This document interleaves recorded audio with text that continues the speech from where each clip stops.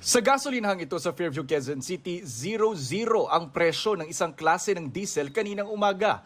Yun pala, ubos na ang supply nila sa dami raw ng nagpapakarga bago ang nagbabadyang big-time oil price hike sa susunod na linggo. Marami pa rin po naghahanap po ngayon, wala na po kaming maibigay. Kinokontak pa po namin kung magkakaroon po kami ng stock dahil nga po sa nagkataasan po ng gas po ngayon. Ang isang motorista, galon-galon na ang pinakarga kanina. Tumanggi siyang humarap sa kamera pero anya gagamitin niya ito sa mga heavy equipment sa kanilang negosyo. Ramdam na kanina ang buhos ng mga nagpapakarga. Sabi ng Department of Energy, ang minimum o pinakamababang posibleng dagdag, 19 pesos kada litro sa diesel, 9 pesos sa gasolina, 31 pesos sa kerosene. Minimum kasi hindi pa ho dito kasama yung may mga premiums siguro at mga insurance na pag hindi ko masabi yung mga tinatawag nilang premiums kasi ang premium. ang sama ng sitwasyon ngayon. Pero sabi ng DOE, hinihintay pa ngayong weekend ang desisyon ng mga kumpanya ng langis kung paano nila uutay-utayin ang taas presyo. May narinig ako nun kung malaki daw masyado, baka mag-daily sila ng staggered increase. Pero kung maliit lang, pwede nilang gawing like twice a week. Ang DOE at PNP nagtutulungang mag-inspeksyon at manita ng mga gasolinahang nagtaas presyo agad kahit hindi pa dapat.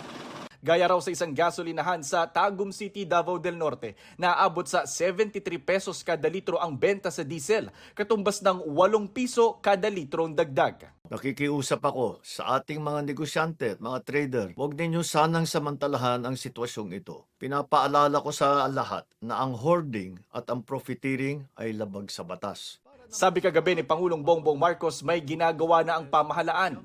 Nakikipag-ugnayan na tayo sa Kongreso upang mapagkalooban ang Pangulo ng pansamantalang kapangyarihan upang bawasan ang excise tax sa mga produktong petrolyo kung papalo ito sa $80 kada barrel. Lagpas $100 na kahapon ang kada barrel ng Dubai crude ayon sa DOE.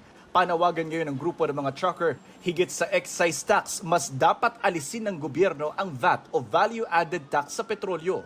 Ang excise tax ay fixed. Ang dapat na pag-aralan yung pag-alis ng VAT. Habang tumataas ang presyo ng langis, tumataas din yung VAT. Sabi ng mga trucker, nag-abiso na sila sa mga kliyente na magtataas sila ng 20 to 30% ng kanilang transportation services. Unfortunately, hindi yan pwedeng hindi maka-apekto sa presyo ng commodities natin. No? Ang grupo naman ng mga city bus operator nagpaplano na raw magbawas ng papasadang mga bus. Commuters ang mahihirapan. Kung lahat pa-deploy mo, ay malaki po kasi ang magiging epekto sa operational cost. May mga grupo ng mga tsuper na nauna ng humirit ng taas pasahe. Sabi ng gobyerno, may nakahanda silang fuel subsidy at cash transfer para sa mga apektadong sektor. Hindi naman po solusyon yung taas pamasahe. Tanggalin na rin yung VAT, yung nagpapalaki sa crudo. Ako kung tataas pa, hindi na ako mga masada eh. Malaki na wala sa amin eh. Ang Department of Agriculture naglaan ng 150 million pesos para sa fuel subsidy sa mga magsasaka at mangingisda.